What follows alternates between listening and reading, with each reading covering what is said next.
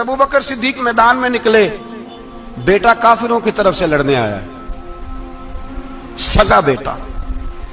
और मेरे मुस्तफा करीम ने फरमाया औलाद बुज़दिल कर देती है आदमी को, पर जब ईमान पुख्ता हो तो फिर सहाबा ने इस बुज़दिली की भी परवाह नहीं की।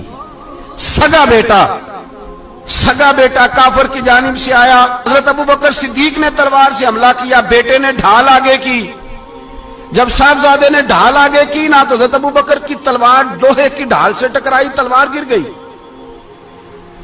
अब हजरत अबू बकर ने हत्ते हो गए, साहबजादे ने उठाई तलवार।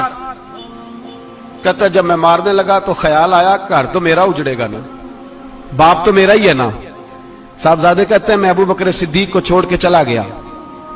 बाद में मुसलमान हो गए, कलमा पढ़ लिया। एक दिन घर में बैठे थे तो बात शुरू हो गई। साहबजादे कहने लगे अब्बा जी वो याद है ना जब मेरी ढाल से आपकी तलवार टकराई थी और तलवार गिर गई थी तो मैंने आपको बाप समझ के छोड़ दिया, मेरा ही घर उजड़ना था बाप समझ के। जनाब सिद्दीक अकबर रज़ी अल्लाह ताला अन्हु साहिब इब्ने शाम ने लिखा है कि अपनी सुरीन पर 2 दफा हाथ मारा, 2 दफा। कहने लगे बेटे तू उस वक्त काफिर था, तूने मुझे छोड़ दिया। मैं जब वापस पलटा था ना उसी दिन उसी लम्हे तो मेरे दिल में ख्याल था